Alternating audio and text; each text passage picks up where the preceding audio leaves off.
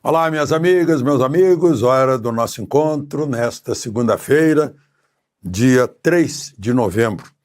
É uma data muito marcante, tem muitos eventos aqui para recordar. Por exemplo, 1507, o Leonardo, nascido lá em Vinci, fui visitar a casa em que ele nasceu, tem a mesma figueira que o menino brincou, o menino Leonardo, na frente da casa.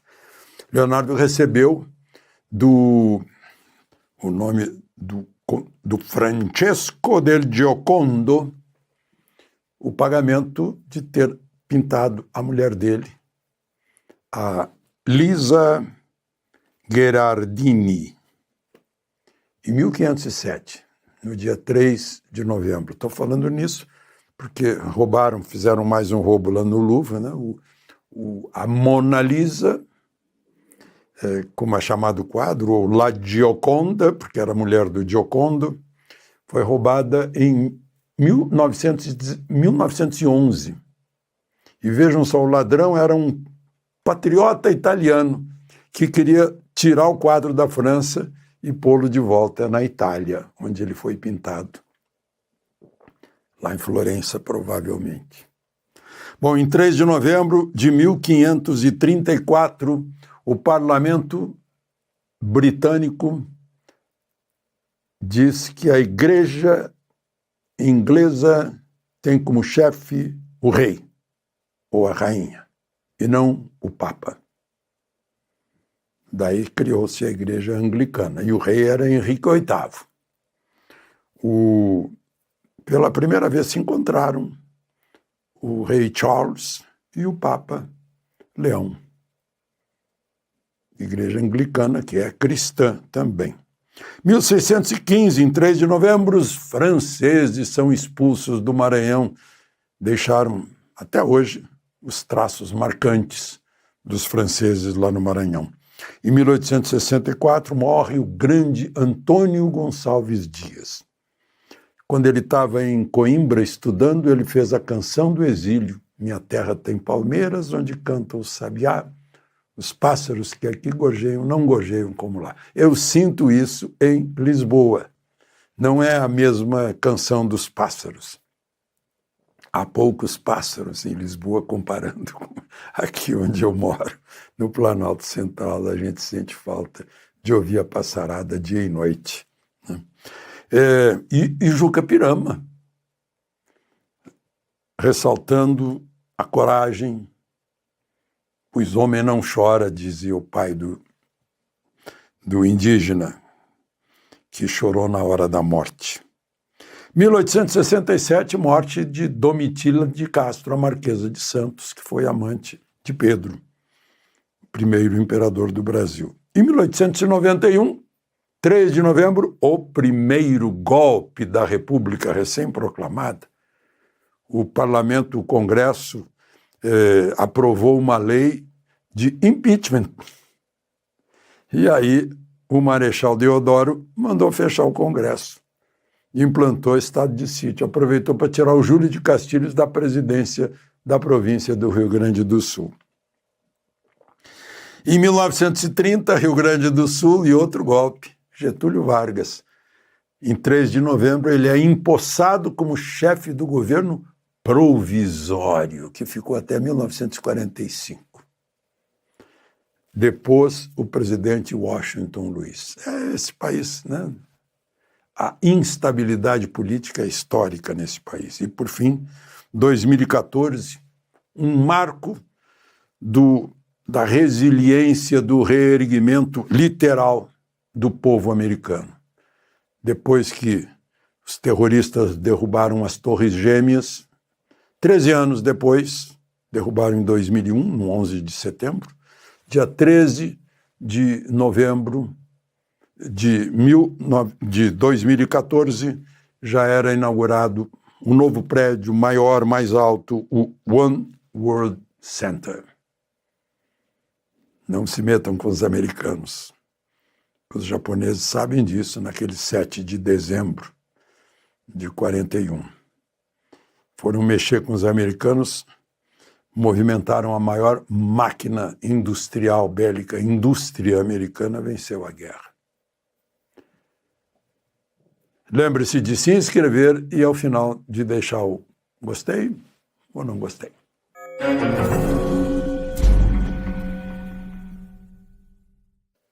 Bom, primeiro assunto de hoje, Tenente-Coronel Mauro Cid, diante de uma juíza auxiliar de Alexandre de Moraes, a juíza Flávia Martins de Carvalho, foi retirada a tornozeleira eletrônica de Mauro Cid. Ele saiu livre para cumprir a pena de prisão em regime aberto. Ele está preso, tem que obedecer certas questões, por exemplo, ele não tem voz, ele não pode entrar na rede social, não pode falar com outros envolvidos nos processos do 8 de janeiro, mas não tem tornozeleira, ele tem que ir para casa, tem que estar em casa às 10 da noite, das 10 da noite até às 8 da manhã. Aliás, das 6 da manhã. 20 horas, perdão. De 20 horas às 6 da manhã ele tem que estar em casa. E tem que ficar em casa em fim de semana. E só pode sair de Brasília se tiver o consentimento do Juizado de Execuções Criminais. Ele teve todos esses favores em troca da delação premiada que foi usada para condenar Bolsonaro e outros. Tentaram fazer o mesmo com Felipe Martins, não conseguiram. Bom, em segundo lugar, Rio de Janeiro. Eu acho que a atividade mais importante hoje, no dia de hoje, nesta segunda-feira, do governador Cláudio Castro, foi visitar no hospital os policiais feridos. Houve 15 policiais feridos. Um delegado chegou a perder uma perna depois de um tiro na femoral. Ele conversou com cada um dos feridos, acompanhado dos comandantes da Polícia Civil e da Polícia Militar. Muito importante essa posição. Não canso de lembrar a emoção de que eu fui acometido quando vi o povo do Rio de Janeiro espontaneamente. Estava na rua, nas calçadas, nas janelas e foram surpreendidos pelo funeral de um sargento do BOPE. E todos aplaudiram, agradecidos. Hoje eu vi e ouvi o depoimento da tia da Bárbara, que foi morta com um tiro na cabeça bancária, na linha amarela,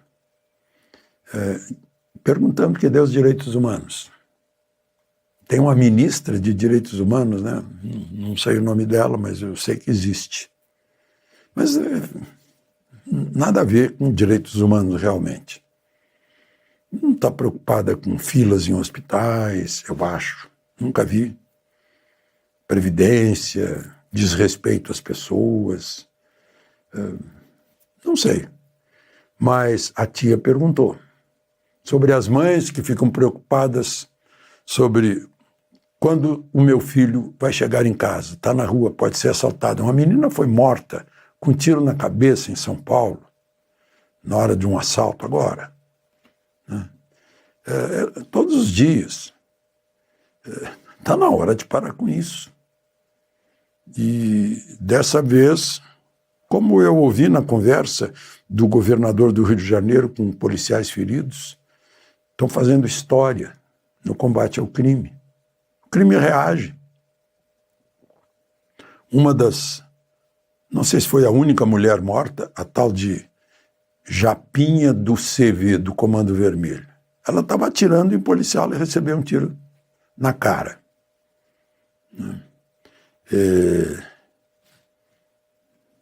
Policial defendeu-se, legítima defesa. E uso legítimo da força, ilegal. Uso legal da força. É o princípio da legítima defesa, que é universal. É aquilo que eu falei para vocês, eu queria ter um fuzil para matar o xiita antes que ele me matasse, com AK-47, e a gente viu muitos AK-47 no Rio, agora. Mas, enfim, cadê os direitos humanos da Bárbara? Perguntou a tia. Acho que isso fica soando nos ouvidos de todos, direitos humanos. Realmente direitos humanos. Direitos dos humanos. Os desumanos que não hesitam em oferecer droga para crianças na saída da escola, né? Bom, e aí saiu outra pesquisa mais recente, confere com as outras, a Genial Quest. 73% dos brasileiros aprovando a operação. Querendo mais operações, 64% apoiando aquela operação específica. E aí, gente, Moraes foi para o Rio. Recebeu informações completas da ação policial, do planejamento, mapas, tudo na Secretaria de Segurança. Eu tive a impressão que Moraes estava se sentindo bem lá. Ele já foi secretário de Segurança e a natureza dele não tem nada a ver com o Supremo. A natureza dele é Ministério Público. Você pode ver em decisões dele, como juiz, ele é mais um acusador. E eu não sei de detalhes, mas eu tenho a impressão que ele apoiou a ação, entendeu o que foi feito, demonstraram para ele a milícia, né, os soldados do narcoterrorismo armados, fardados, uniformes camuflados, protegidos por coletes blindados. É como estava a japinha do CV. E bem armados. Demonstraram tudo. Mostraram que perícia foi feita junto com o Ministério Público, mas os corpos já estavam completamente... não havia mais a preservação do momento da morte. Não havia mais. Os corpos foram arrastados, tiraram os uniformes camuflados das pessoas, cortaram com tesoura, né? Mas acho que o ministro Moraes saiu de lá convencido da legalidade, a legitimidade, a necessidade da ação, a proporcionalidade, a legalidade, sobretudo, executando mandados judiciais, né? E dentro daquilo que o Supremo havia recomendado. Agora, é bom a gente lembrar, antes de terminar, que Moraes e Fux votaram contra aquela liminar do Fachin que proibiu helicóptero, proibiu polícia subir morro, proibiu qualquer coisa perto de escola. Eles votaram contra. O Fux por ser juiz criminal experiente. E o Moraes por ter sido promotor público e secretário de Segurança. E ministro da Segurança também, Justiça e Segurança. Enquanto isso, sob a segurança de uma ação, uma GLO, né, garantia da lei e da ordem, Forças Armadas em Belém, Lula e Janja desfrutam de um iate luxuoso e cheio de conforto e de atrações lá na Amazônia, na Foz das Águas, em cuja entrada no Brasil, como Solimões, tem a navegação dominada pelo Comando Vermelho. Mas lá em Tabatinga não tem GLO. De Brasília, Alexandre Garcia.